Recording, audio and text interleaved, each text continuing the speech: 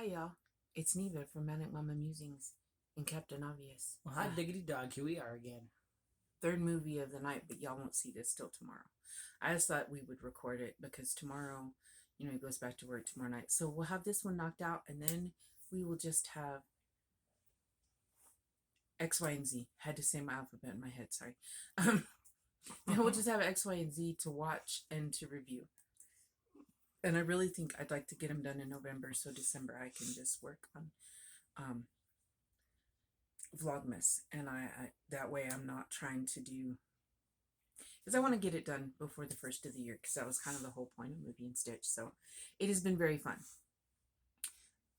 If you don't know what Movie Stitch is, because I haven't talked about it in any of these videos lately, it was started by Terry, I believe Terry of Yarn Joy podcast, and maybe somebody else. Shout out to Yarn Joy.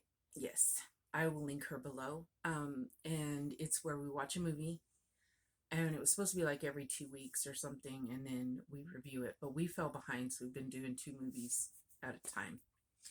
And we review it throughout the alphabet from A to Z. Let me tell you, there's some letters it's hard to find stuff, but and then you crochet while you're watching your video or whatever, and then you share your project. I don't have project to show for this because those fingerless gloves I showed earlier, well, I guess I could show them again.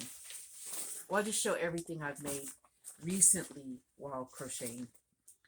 Is the beanie. This is my donation stuff. I decided to work on that because I need to get a whole grocery basket. Well, I don't have to. I want to get a whole grocery basket full to put to fill a.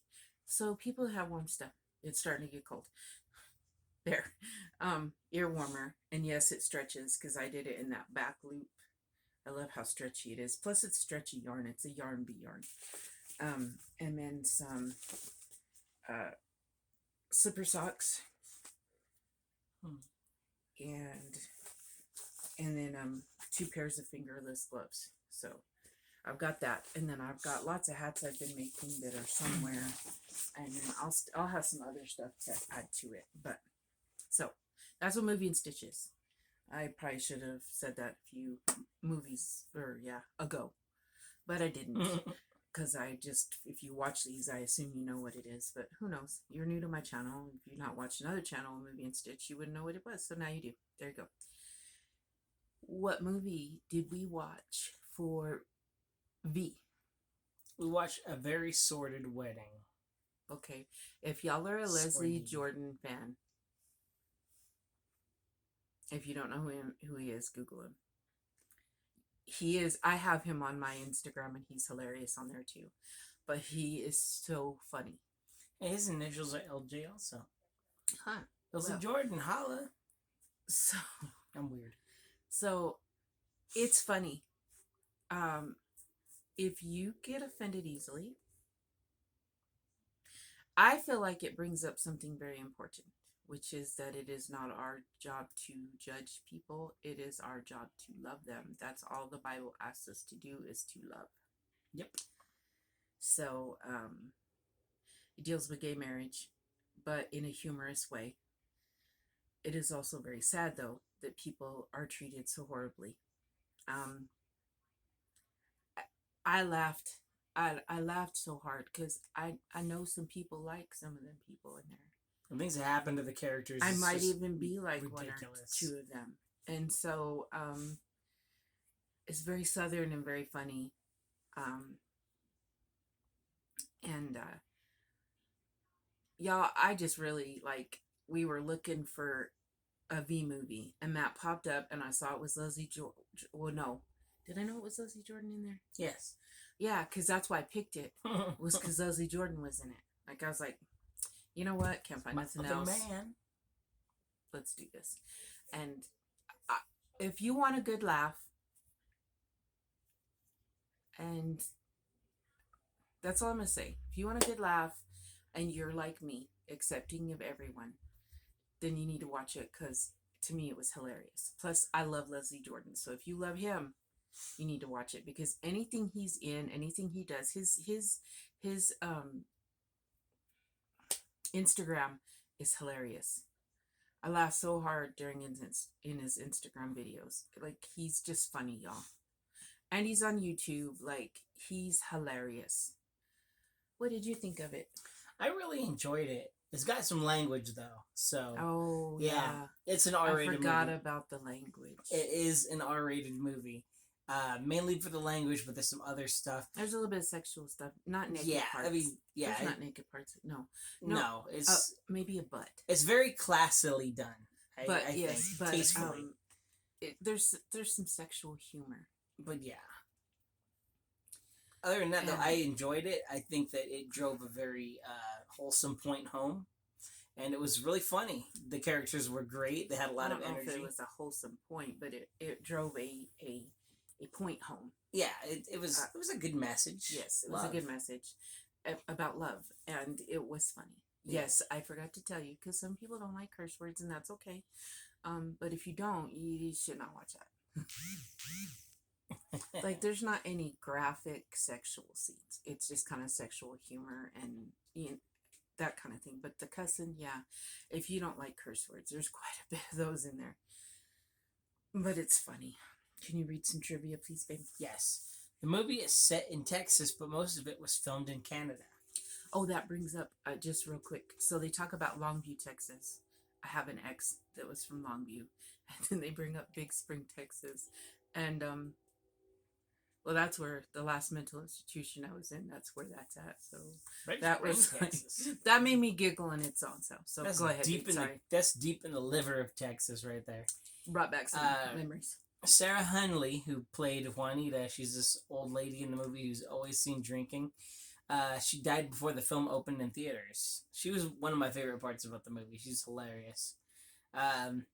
This movie reunites Whoopi Goldberg and Blake McIver Ewing, who both co-starred in Little Rascals.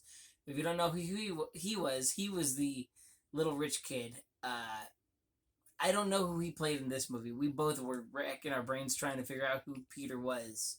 The character Peter. We couldn't figure it out. So, yeah. Yeah. So, there you go. Y'all, if you watch it, the lady that's smoking all the time, like, she goes up, she buys, like, I don't know, 6 cartons of cigarettes. Oh, Sissy? Like yeah, I love her. Sissy. So, that's the one that really made me think of myself. Like, I was like... But there's just some real funny humor. It's a good message about love and about accepting people. And yeah, so that was a good one. I had a very good laugh with that. That just made me laugh. And I believe this is also part of a series. A Sordid Life is the name of the one before this came out in 2000. This movie came out in 2017. Wow, that's quite a jump. Thank you, Kiyoshi, for moving us. That was sweet of you. It's pretty interesting, though. Apparently now he's the director and decides what angle we should be at. Okay, so that was a great movie. For W, I give it 2 thumbs up. We watched Waiting for the Miracle to Come. All right? Yes. Okay, so I picked it because Willie Nelson's in it, y'all. And if y'all didn't know, I'm a Willie Nelson fan. Definitely. Absolutely love him. Listen to him with my daddy. I still like his music, and I just like Willie. He's so chill. And so we watched it because of that. Now, this movie is not for everybody. He didn't like it very much. I really liked it. It's different. Probably not many people are going to like it, but I did. I liked the story. When you figure out the whole story, I loved the story. And it's about a couple. I really can't say anything because it gives parts of it away. I can't really. Do you want me to read the synopsis? Yeah, okay, if you can pay attention to, like, if you don't get easily distracted in a movie, like if you're willing to wait through some kind of strange, boring scenes, I think that it's a very good movie with the start a little weird, but with a good ending, and it's a little out there. It's not your typical movie. I loved it. What did you think of it? I liked it, but the thing was, I didn't love it. It took for me. I was paying attention to it, and I got the plot and everything. I get it. It was a very touching story, but it just takes forever to get there. And the characters, they interact with each other normally, but I mean, just getting from one situation to another, we went in blind, so we had no idea what the plot was. And then halfway through, a detail comes up, and then they continue mentioning that detail, and we're like, oh, okay, so that's why she's doing what she's doing. I liked it, but I didn't love it. I'm sorry. I would watch it again. It's very skimpy But I'm on the kind of a sappy details. kind of person. Okay, read the trivia. Okay, here we go. Oh, I was gonna read The synopsis, yeah, read that. A young woman receives a cryptic letter from her recently deceased father, which sends her on a journey into the past and leads to a discovery that will change her family forever. Okay. We will just look at the camera. Is there any trivia? Yes. There's a lot of it about Bono, which is weird because he just did some songs. The film was shot on Willie Nelson's private ranch in Spicewood, Texas. I'm about to stalk him, y'all. She is.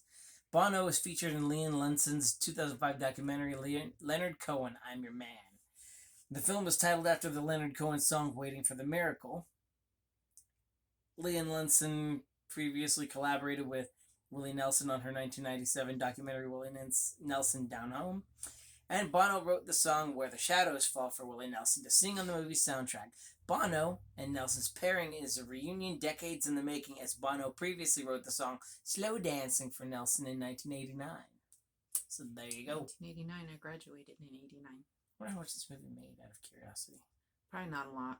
It's not really a great, I mean, I think it's a good movie, but I had never heard of it until we discovered it. I'd never heard of it either, so that's why I figured it wasn't nothing spectacular, and not a whole lot of people are gonna like it. It's weird enough that it's just an odd.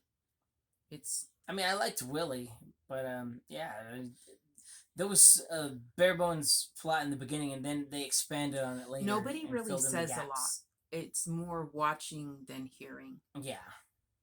which was strange. So, Okay. but I liked it. He didn't like it so much. He probably won't watch it again. I might watch it one night when he's at work and before I go to bed, or while I'm laying there trying to go to sleep. So, what would you rate the first movie?